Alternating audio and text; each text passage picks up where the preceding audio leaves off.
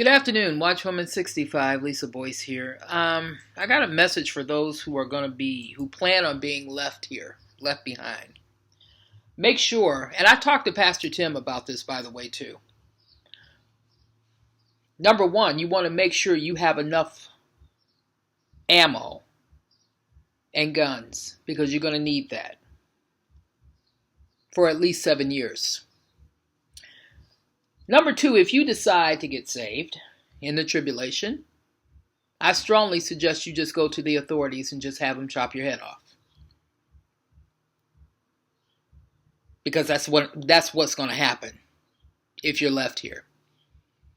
So, number one, make sure that you have enough guns and ammo to last for 7 years, which is going to be virtually impossible to do. Number two, if you decide to get saved during the tribulation period, I strongly suggest you go to the authorities and have them do what they have to do to you. Because it's going to be far better and quick than staying behind and taking the mark of the beast. I talked to Pastor Tim, and he's got my approval. He gave me approval for this message to you who are left behind. Now, I say that because I have a story here. This was off the Israel Today. And this is saying that the only cure for the coronavirus is building the third temple. Now, these rabbis in the third temple, and I'm just saying, they're waiting for their Messiah. Their Messiah is not Jesus Christ. They think their Messiah is a king. Matter of fact, they're yelling out that we want a king. They don't want Netanyahu in office anymore. They want a king. So I said, okay. And that's what God is saying. Okay. They're talking about another election. I'm just giving you the picture of what's going on right now. Okay, all over. They have officially called the coronavirus a global pandemic. Okay? The stock market, the last time I checked, that stopping the stock market didn't do any good. Stock market is down almost 1,900 points. You see what's going on? Ladies and gentlemen, if there are people out there that can't open up their eyes to see that we are literally living, we're not in the last minutes, we're not in the last days, we're in the last seconds. If people can't see that, if people are so blind that they can't see that, I do believe a spirit of delusion has somewhat come around these people, in my opinion. And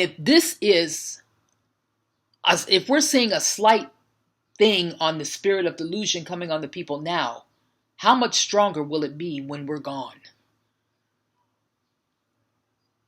I'm just giving you advice. Those who think that they're going to be left behind, those who don't want to believe in Jesus, put your trust in Jesus, make sure you're armed up. And make sure you got enough ammo to last you for 7 years. Because if you don't, you're going to die. And that leads me to what I said earlier. If you feel like if you're going to die, you might as well just accept Christ while you're in the tribulation and just get it over with. It'll be quick. Let me tell you what this rabbi said about the coronavirus. Because I've had it up to here with people saying, this isn't real, or this is just going to go away. This is here to stay. Isn't it ironic that it came on Purim? I've been up since 4 o'clock this morning. And I couldn't go back to sleep. All hell is breaking loose. I've been saying this for weeks now. Sorry about that. That all hell was breaking loose. But no, I got people in my family that don't even want to hear it. Which is okay. Because they will. They will hear. But let me go by. Well, let me read this article. It's by Rabbi Aryeh Lippo. Like I said, I butcher names. But it's a fairly well-known Israeli religious study teacher who has connections to many top officials in the Netanyahu government. And he wants them and all the rest of the people of Israel to consider a more spiritual solution to the coronavirus pandemic. Wow. In a short video clip recorded for the Hebrew language, this rabbi reported that we are here on the Temple Mount sending up a prayer for the healing of the entire world. The rabbi noted that corona means crown in many languages. This plague has come to remind us that the true crown of the world is missing. What will stop the coronavirus was taught to us by King David.